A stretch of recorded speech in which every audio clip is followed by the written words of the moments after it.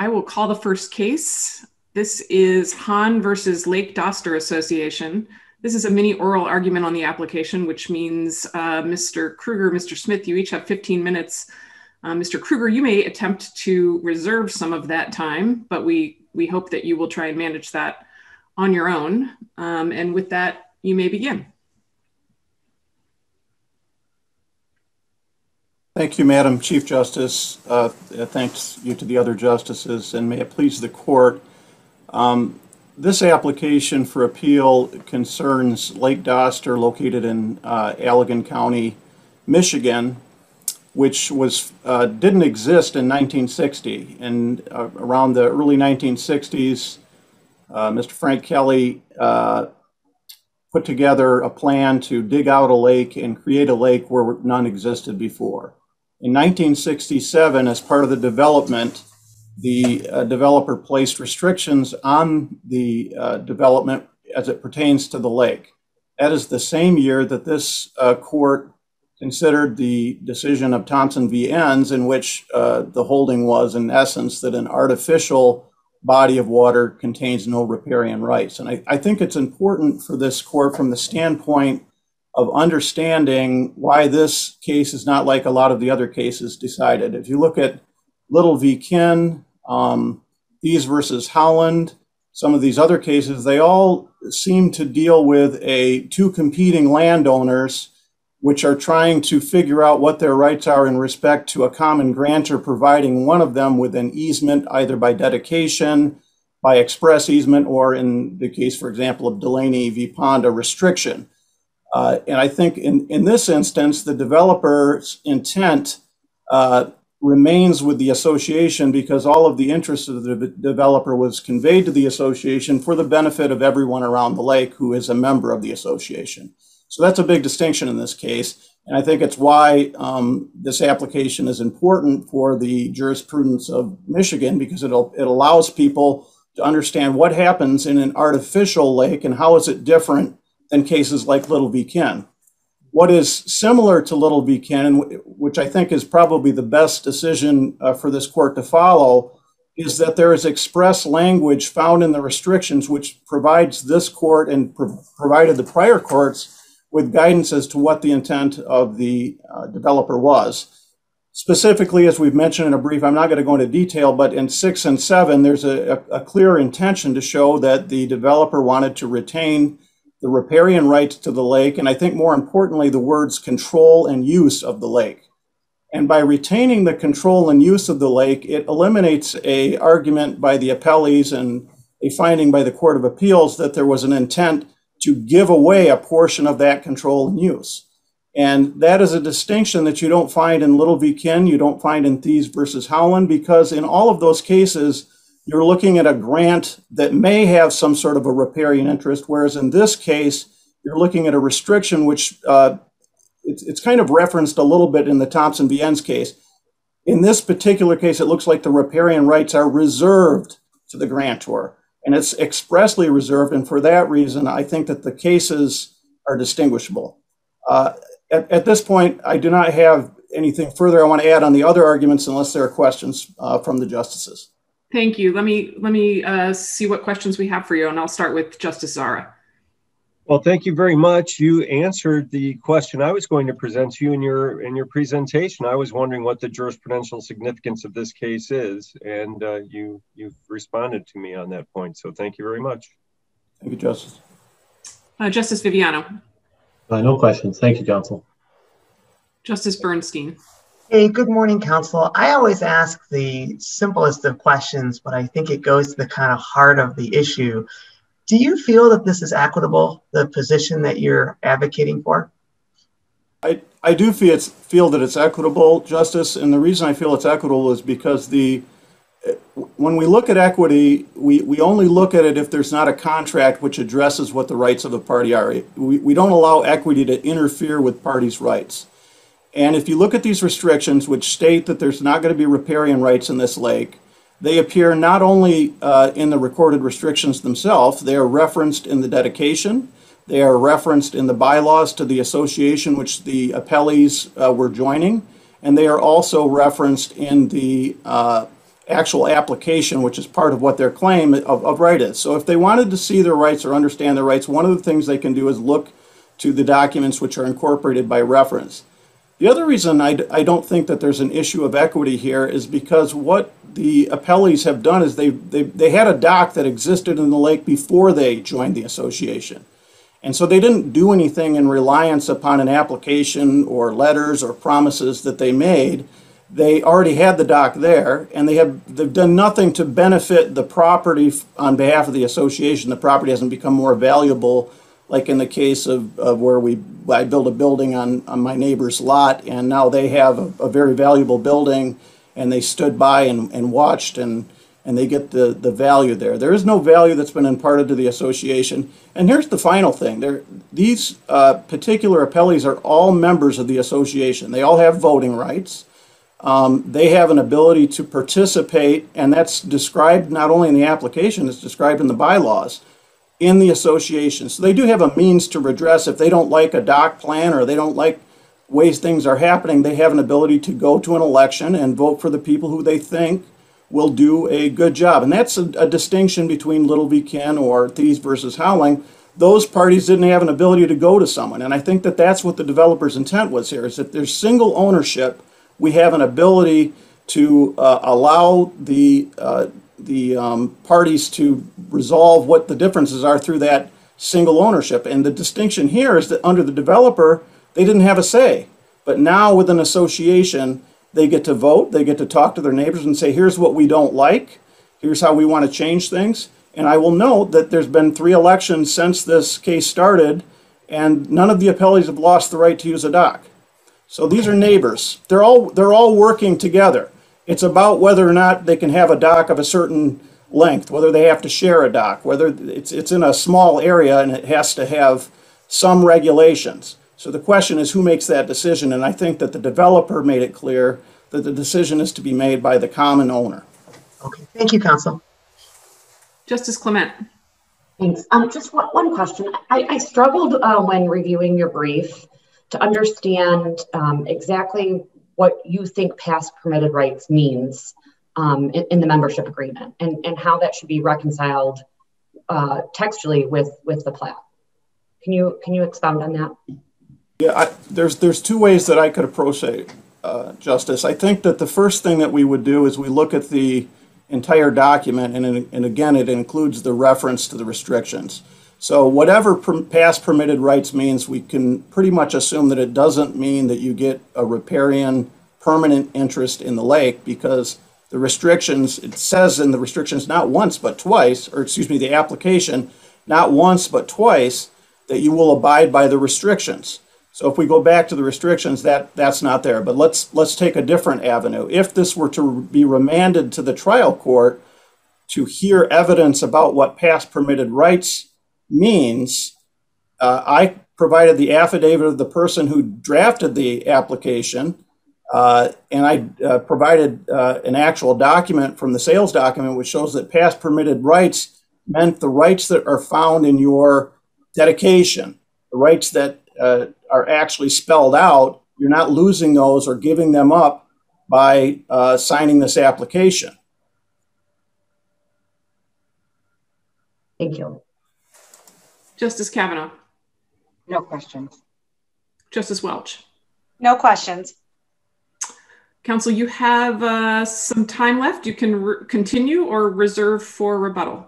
I would reserve for rebuttal. Chief, I just want to ask one follow-up question. Of course. Justice Clement's question. Do we really need to have a hearing or a remand for past permitted rights? Let's assume past permitted rights were what they claim them to be. Isn't your argument that the language in the application states expressly that the past permitted rights are subject to the applicants following the bylaws and restrictions and all the rules and regulations that went into place through the association? Isn't that really what it's about, as opposed to whatever a past permitted right might have meant? Well, Justice, I have to make several arguments because the Court of Appeals took different rounds, but you're correct. If we looked at the application itself, past permitted rights is subject to the other language, which means it doesn't mean the conveyance of a dock, and so a hearing is not necessary because it's not ambiguous. That's not included, and that's what the appellees are asking this court to do and ask the appellate court to do. So it's not ambiguous, but there's a second issue, and that is that the application, which is not signed by the association, isn't a contract for the conveyance of rights.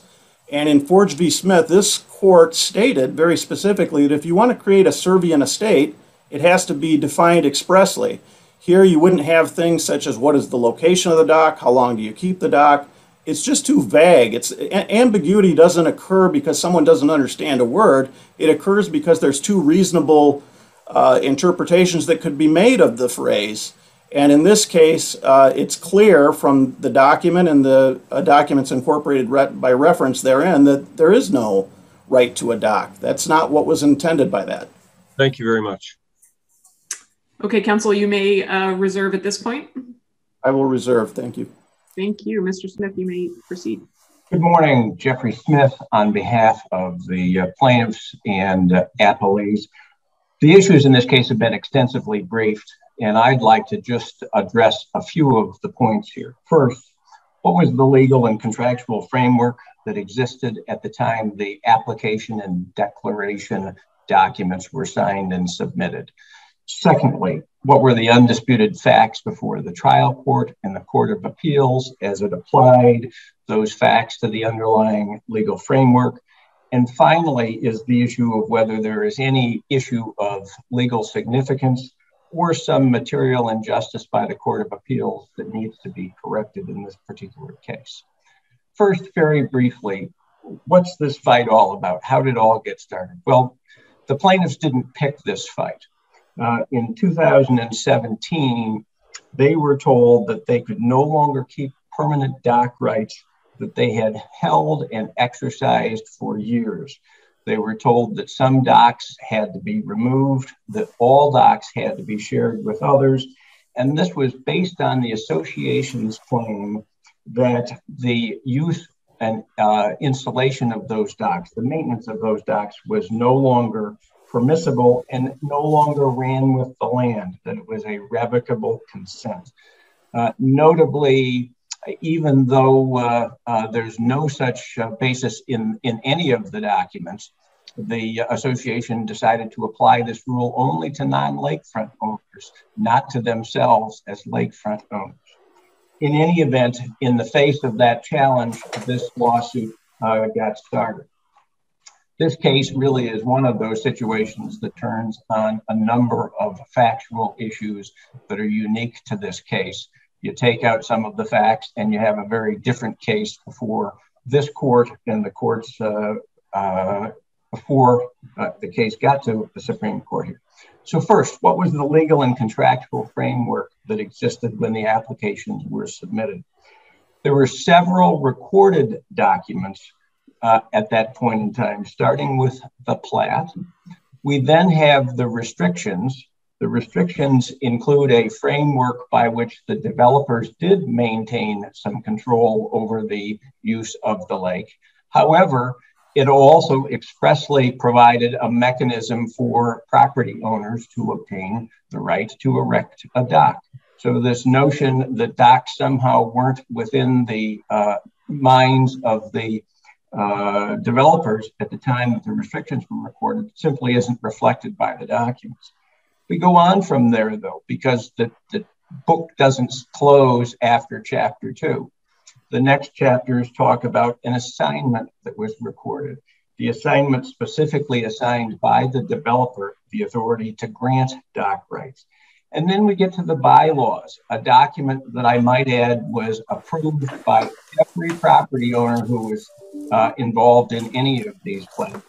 And the bylaws themselves make reference to the application and declaration. They indicate, among other things, that the application and declaration in section 9.3, it refers to a right to maintain a dock based on the declarations and those bylaws that can only be suspended in the event of non-compliance with the bylaws, such as non-payment of dues and the like. So there is clearly a frame. Let me interrupt you for a moment, just so we make sure everybody has time to ask you questions, and then if we still have more time, you can return to your of course. Arguments. Let me start with Justice Zara. Thank you very much, counsel.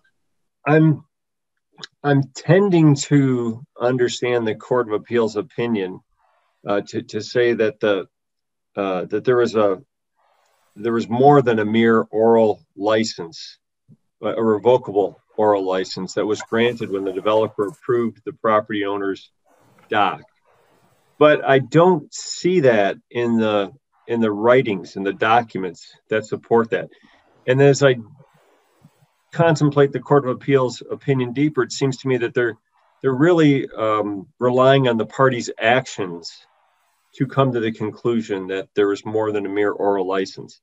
But is that enough under our case law? It seems to me that's the type of thing that would give rise to a prescriptive easement, not the type of easement that you're seeking here. I respectfully disagree with the analysis. First of all, I think it is correct that the Court of Appeals started with the hypothesis that there might have been an easement prior to the time that the association got rolling. However, the Court of Appeals properly then goes on to look at the history that exists up until the point in time when the applications were signed, filed, received, and what that all means. You know, it's interesting in several respects when you look at that history. So first of all, we know for certain, Justice Zara, that this can't be a revocable license, because under this court's case in Kitchen, a revocable license is something that automatically essentially evaporates as soon as there's a transfer of title. And we know that in the application itself, it talks about permanent rights, rights that not only accrue to the benefit of the then property owners, but rights that accrue to the benefit of their successors and assigned. So by definition, we can't have a revocable license here under this court's jurisprudence. We then go on to look at this phrase of past permitted rights. What does it mean? Well, unlike Mr. Krueger, whose claim is that somehow past permitted rights can be subject to the will of the voters, if you will. That's certainly not what the application says. And so ultimately we get down to the issue of whether this is contractual. Were there some past permitted rights that were conveyed as a matter of contract? That's been extensively briefed by the parties. And I would note that even in the association's own reply brief, they now acknowledge for the first time that the application was contractual. They just want it to mean something different than what it says. It says past permitted rights. It says rights that will run with the land. And it is ultimately the course of conduct of the parties looking to the association's very own language defining past permitted rights that fills in the plate. And I would note that history is undisputed. There is nothing that the association has brought before the trial court, the Court of Appeals, or this court that contradicts that record of the association defining.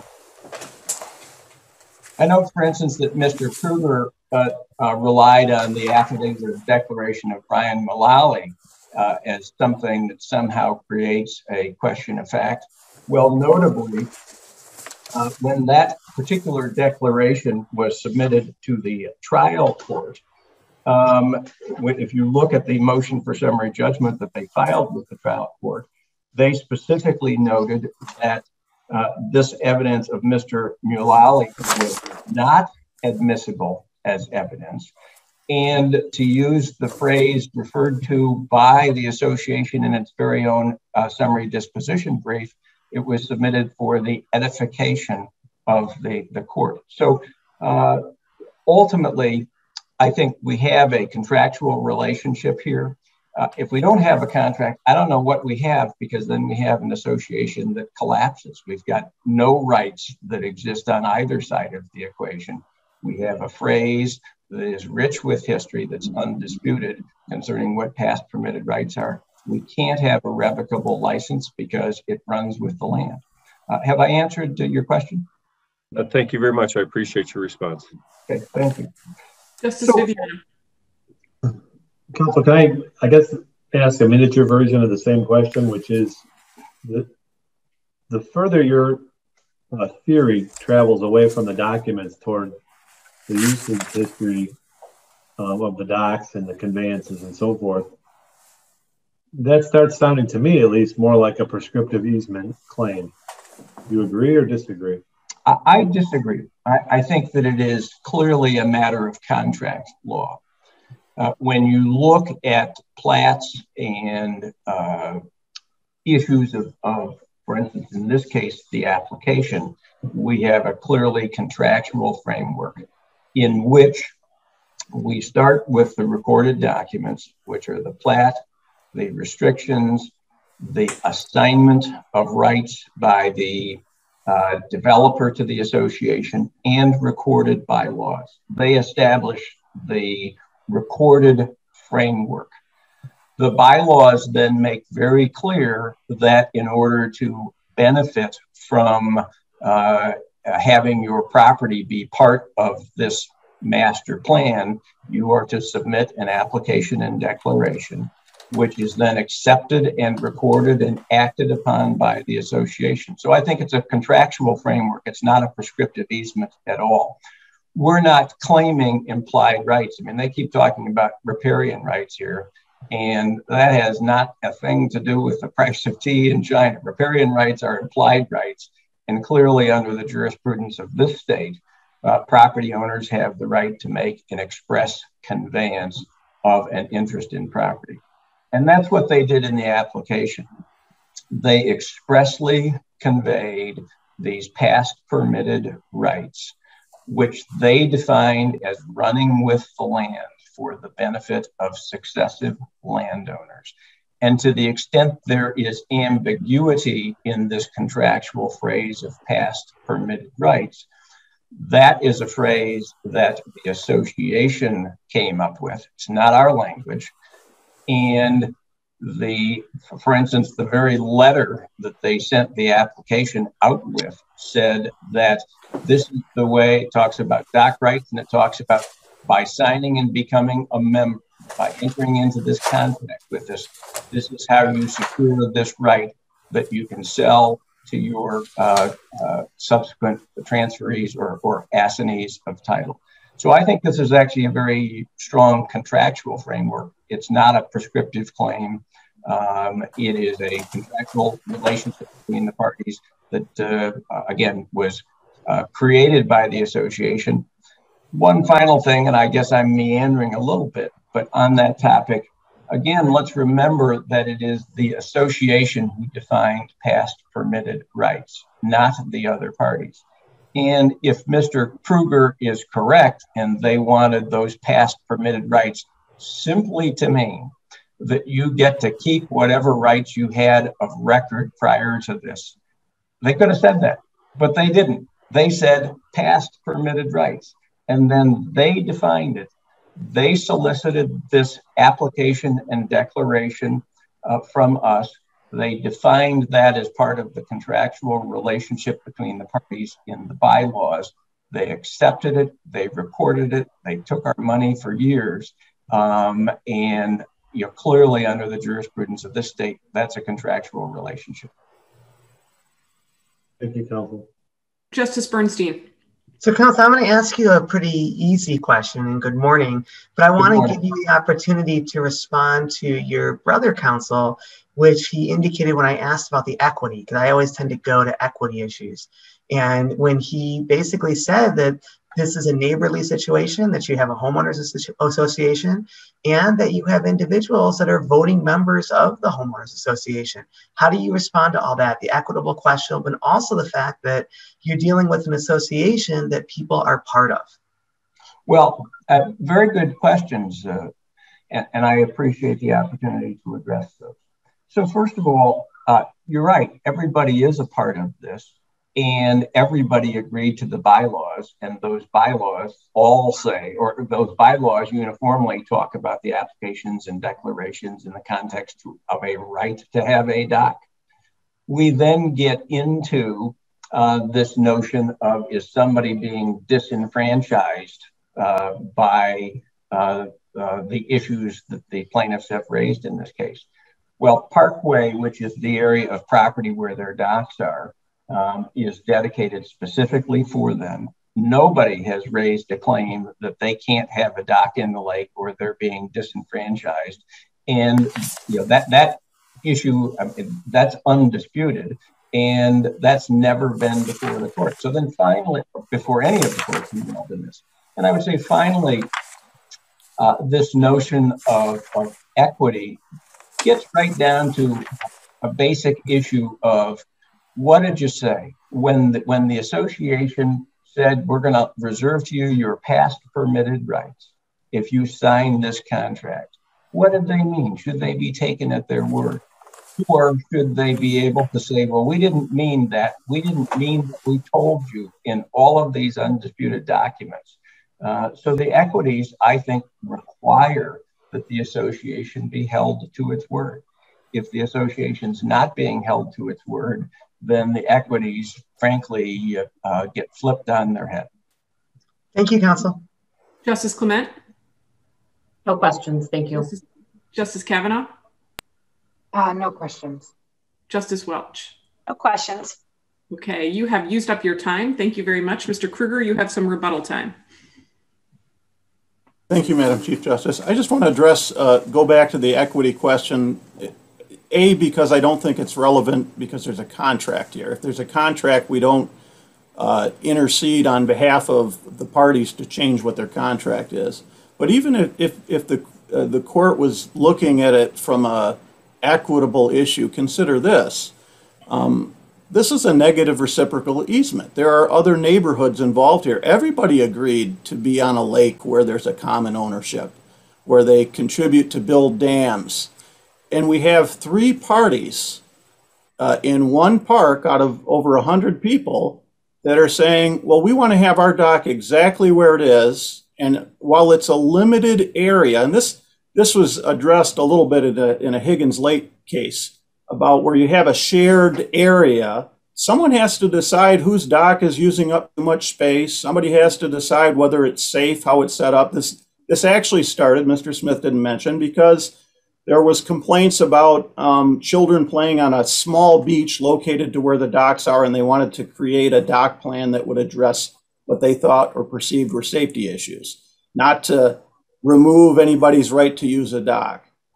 So the issue here is about, if I'm a developer and I want to set up a mechanism, just like a homeowners association, where we can make decisions about common properties and how to run them, can somebody, one individual, then intercede and say, well, I think my rights are permanent, and anybody who buys after me has to live with whatever I have as my dock place? So there is an equitable argument to be had here, but it's really on the side of the association. Because again, these individuals have a right to vote. They have a right to be involved. Mr. Haan was a board member at one time. And so that they have an ability to participate, whereas all of these other members around the lake, they've already voiced what they want. They want this association to have the power to make decisions about how long your dock is, how far away it is. And if a dock is dilapidated and needs to be removed because it's too old, they want the association to make that decision. That's a safety decision. That's a liability decision. And as owner of the lake, the association should have those rights. And that's specifically what the developer was going at in restrictions 6 and 7. Thank you, counsel. Are there additional questions for Mr. Kruger? Seeing none, thank you both. The case will be submitted.